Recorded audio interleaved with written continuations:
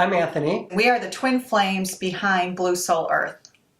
And today what's going to happen is you'll see spirit incorporating both of us. It will come through Renee's crown chakra, through her solar plexus into mine, and throughout my crown chakra again, which forms what we refer to as a three-dimensional triangle. You'll see spirit incorporate me as they give answers and they speak about what the topic is. And they will do that directly through Anthony. They incorporate his soul, they incorporate his body, and they work directly through him. So I will get intuitive downloads and I will get other sort of feelings or mental messages, if you like, of both inspiration and cognitive knowing. In this series, we're going to invite our spirit team to come through and answer questions. And we're calling it Blue Soul Wisdom. And the wisdom is from ascended masters, spirit guides, and others from the other realms to come through and help communicate messages about kind of the topics that we all want to know. We're simply acting as vessels. So when you see spirit entering both of us, although Renee doesn't feel anything, you'll see how spirit enters into me. And you may hear different sounds, clicking sounds, things like that in my throat.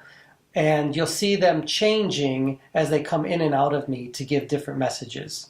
There may be one, two, or there may be many that come in and out to speak about the message at hand.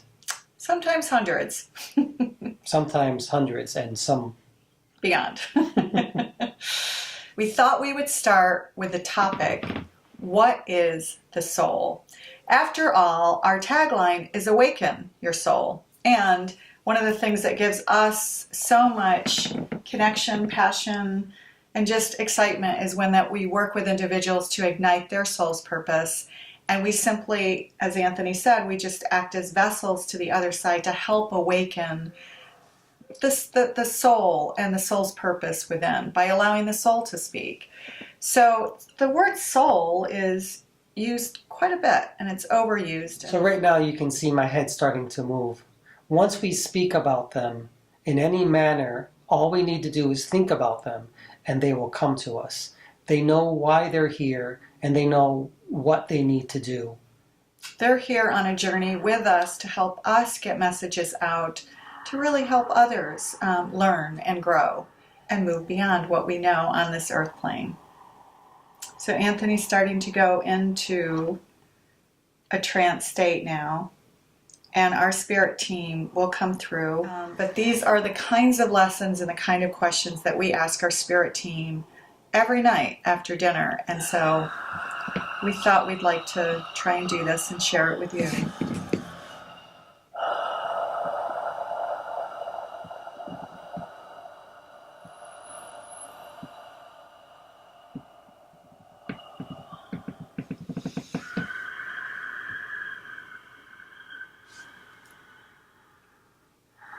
Hi guys, good evening. Good evening to you. We are starting to record something that we're calling Blue Soul Wisdom, which is the wisdom from the other side, the spiritual realm, and the wisdom from you, our ascended masters and our spirit team. We know why we are here. Oh, well good. We know why you are filming us. You do? Yes. Good. Do you know what our topic is for this evening? Yes, of course. You do?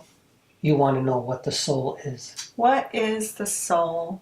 And we'll just start with what is the soul before we move on beyond that. We've also often explained to Anthony that spirit is like breath. Spirit is very similar to soul, but yet different. Mm-hmm. Soul is very individualized. Spirit has more of a sense of everything together. Almost like your spiritual team. We are your spiritual team, aren't we? You are. And we are all together for you. But your soul is individualized. Mm-hmm. It is an individual. So, but it can make up a group of souls and be referred to as spirit, if you choose. There are no absolutes. Like a soul family, if you like? Yes, like a soul family.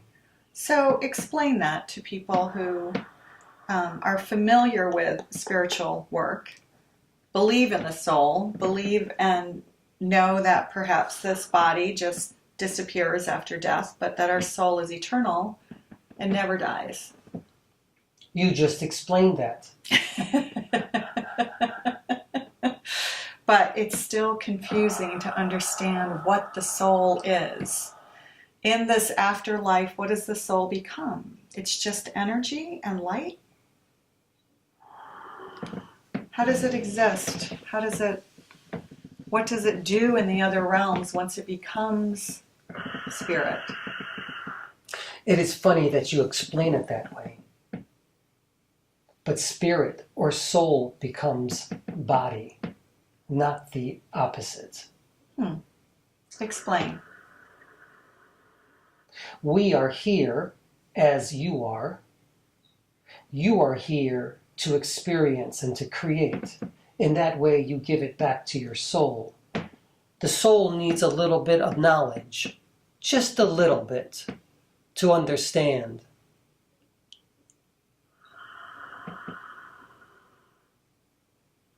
But in your form, your energy, pure energy and pure light. Is that We correct? are pure energy, just as you are. Except that we are energy. You are encased in flesh, Exactly.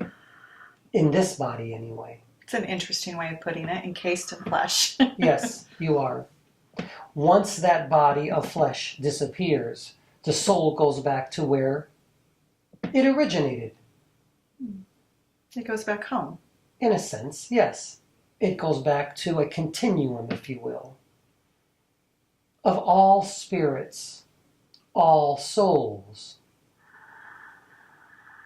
known as God, universal consciousness, universal soul. Whatever it is that you want to put upon it, that's what it is. Souls make up God. Don't they? So all souls combined, including on the other realms and the souls that are walking here in the earth realm in 2019, 2020, they make up God. They make up universal consciousness. Yes. They make up the universal consciousness, the Godhead, the goddess, the gods, everything that you can imagine. That's what you make up. You are part of everything. You are one and all, as God is. Do you understand? So you refer to God as one and all, but not everyone refers to God as God. People have different religions, people have different belief systems. Some people don't believe in God at all, and they're atheists. Those who do not believe in God is nothing more than their preference, nothing more than what the soul is requiring for that particular lifetime. To not believe or to think that there is nothing else than what you have in this present moment is nothing more than a lesson. That's all. But understandably, Anthony and I included, we've both had a hard time with religion over the years, and some of the dogma that religion presents. What do you say to so many of us who have had these traumatic experiences with very regimented belief systems about what God is, often believed as an individual power, if you like, outside of ourselves? What would we say to that? Yes. That is nothing more than your soul's journey. The evolution of one's soul, that's all. You and Anthony were very much like that at one time in the early days when you were children. You followed religions. We were forced to. In a sense, yes. Yes. And you both rebelled a little bit. You knew that there was something more than just what the religion was telling you. That was just one path of many. That's all religion is. It's only one path of many that can get you to the Godhead, that can get you to feel who you are connected to. Which is essentially universal love and universal consciousness. All things. Yes, that is true. But oftentimes religions will interrupt, intercede, impede the soul's journey. And other times, some use it in positive ways. Yes, that is true. When love is at the core of their belief system and all the actions that they do, whether they're part of a religion or not, then it's useful. That is true. If love is at the core, no matter what the religion is, it's useful. Yes, it is beneficial for the soul and for humanity.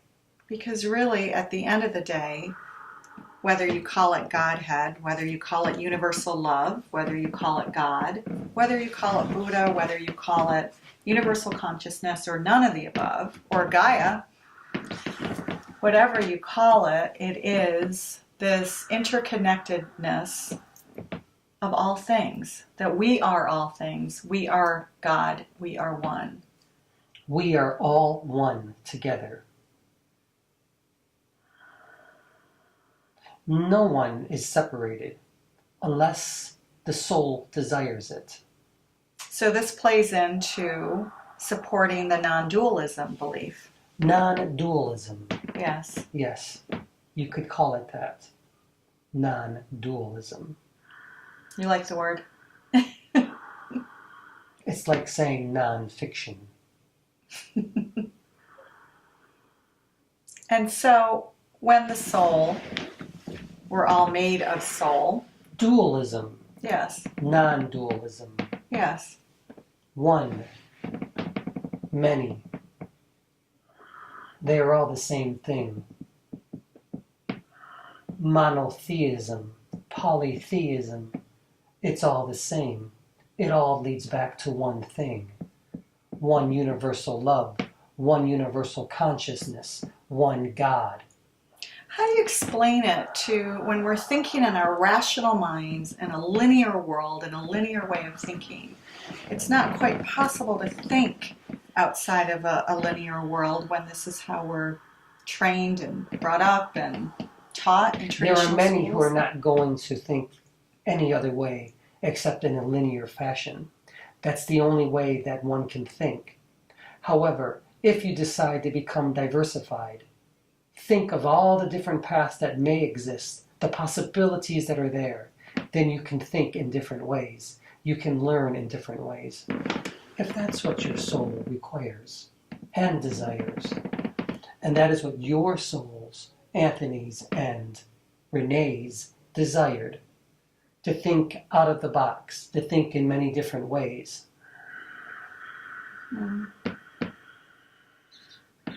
The souls have done a lot of work for both you and him.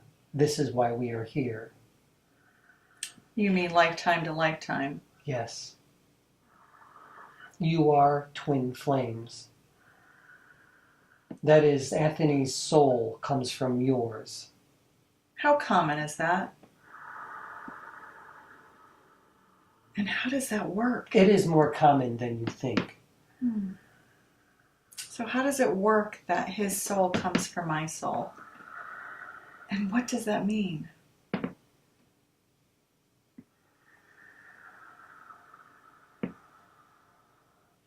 Think about it this way.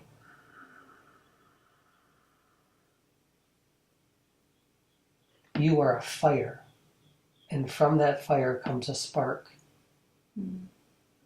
That's all. One spark. So it almost sounds like from the Big Bang came this energy of which made all of these souls. But this particular spark is special to you because you can release many sparks. Or many souls. Yes, that is true. A little bit new information for you. Did I decide to create Anthony's soul? Did my energy? Yes, but in a special way, something unique, only from you to him. Because you can create souls, Gaia, and you have created many. But there's only a few which you create to be very special, that you hold dear to your heart. And these are the twin flames that you speak of. Although we don't refer to it as that. You do. Somebody on the earth plane came up with it one day. Somebody did. But we like the idea, twin flames. There's nothing wrong with it. It's a very nice idea. So, with the idea of the soul experiences so much, lifetime after lifetime. And does it hold a memory? Some people refer to this collection of multiple memories over so many lifetimes as the Akashic Records. Other people refer to it as something else. Like a soul stream from your friend Tim Freak. Tim Freak refers to it as a soul stream in his book Soul Story. Yes, which is a true. similar idea. So it's a stream, it's sort of a collective, if you like, of data, almost like the cloud, storing it in the cloud. Is the soul a depository, in a way? In a sense, it is. Of all the soul data. is everything that it has amassed, everything that it has collected from the beginning, from when it was created. So yes, it is. But sometimes the soul becomes a bit corrupted. How would it become corrupted? That is a good question.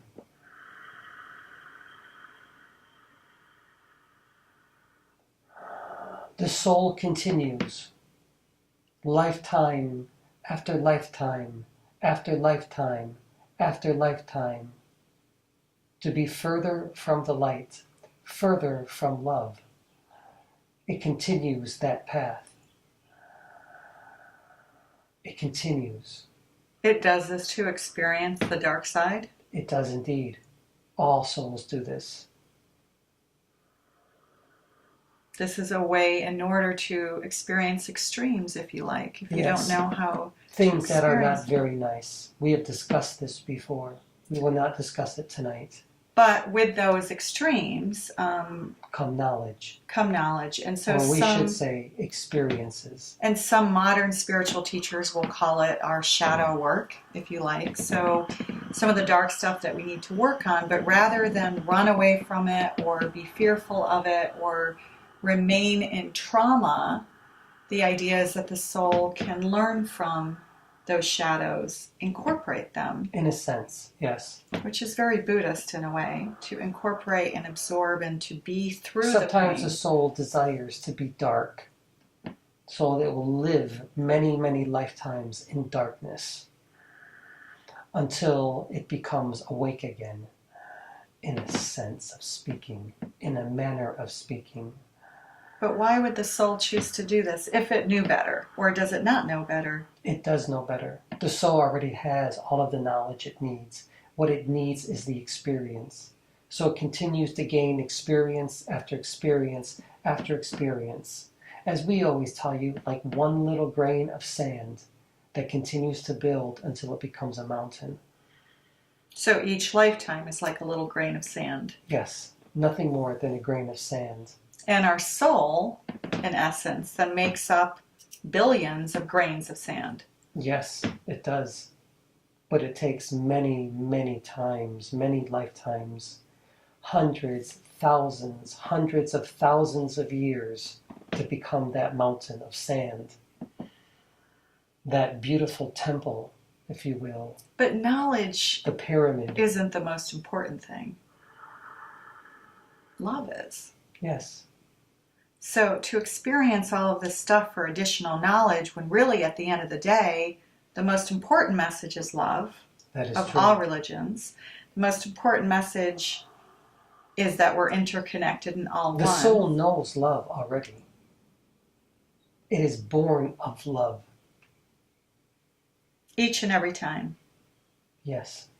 What it lacks is experience. Each lifetime is an experience that the soul is able to create. In this way, it gains a little bit more knowledge. One thing in working with a lot of individuals, one-on-one and in groups with you, together with you, we have learned, we've seen some patterns and some trends where if a soul has been a healer once, they've often been a healer of some sort, in some way, shape, or fashion, in many lifetimes, or a teacher, or an academic, or a scientist. Yes. Many times a soul will choose to be a healer lifetime after lifetime after lifetime. It may be 100 times to truly experience what it is to be a healer in many different forms. But a soul may also be that the same, but as a dark essence. Mm. You've told us we've been healers many times. And we've also told you that you have also done very bad things. In the past. Yes. Mm-hmm. Not just one lifetime, but hundreds. And many go through this. Yes. You need to go through this to truly be, as you say, enlightened. That is, although you have all the knowledge, you lack the experience. Mm. So all souls go through this. If they desire, yes. Some souls don't desire to be dark because it's frightening. Once you become dark, you move further away from love. To move further away from love means you move further away from God or your universal consciousness. To do that, you must be a very strong soul, willing to take many different risks. Can the soul decide to do that, knowing that if it's working with spiritual entities and ascended masters who will guide them back on track in the next lifetime? They can, yes. Yes, they can. That is so. They can come back and work again and be guided. But it is a very frightening experience, lifetime for the soul to move further away from light. Now, you have told us many times that we decided together to heal and to work with others on igniting the soul in this lifetime. That was our choice, and why was it our choice? Why was it our soul's choice? And the human body, I feel congruent with it. I love to help We said that people. it was one of your choices, but it was one of the most important ones, one of the strongest possibilities. So there were multiple possibilities that we could take. Yes. A There little- are multiple possibilities. A little bit like the movie Sliding Doors. Yes, you could say that. Although there are no coincidences. It is no coincidence that you and Anthony are together. There are possibilities that are already laid out for you. This was one of them. If you hadn't gotten together, you still would have felt spirit, but in a different way. So we would have still done spiritual work in some way, both of us. In a sense, yes. Anthony would not feel us the way he does if it weren't for you being with him in this lifetime. It is because of you that he opened up fully. It is because of you that he can incorporate spirit, and he can incorporate so many hundreds upon hundreds of spirit beings that will come through you into him. Do you understand? I do. Good. As best as I can with my linear mind. We like your mind, because if it weren't for your mind the way it is now, we would be able to flow through you, through your soul, Why is that? because you have chosen this That is why. Ah. And so has Anthony. He has chosen not to think in a linear fashion, to think in many different possibilities. But that comes from your oldness, your antiquity, if you will, of the soul. And we are grateful for the work that you're doing through us, with us, and the experiences that you are giving to us as well. We are thankful for your guidance, and we hope that together that we have answered questions for people about the soul. What is the soul, and what is the soul's purpose? If you do have questions, please leave them in the comments, and we'll do our best to answer them together with our spirit team. Time for us to leave. Okay, thank you for your time. Thank you, Kaya. Only love is here. Only love is here.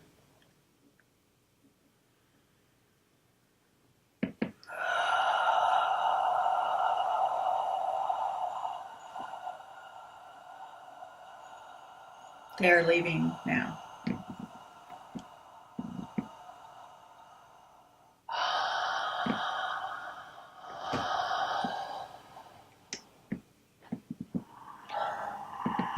I'm back. Anthony is back. I'm back. That was fun. That was exciting. It was exciting, and Yes. Spirit had a lot to say about the soul, and we hope that they shed some light. We answered a few questions about what the soul is. And again, please do leave questions in the comments, and we'll do our best to answer. This is Anthony. This is Renee, and we are Blue So Earth. Thank you. Thank you very much.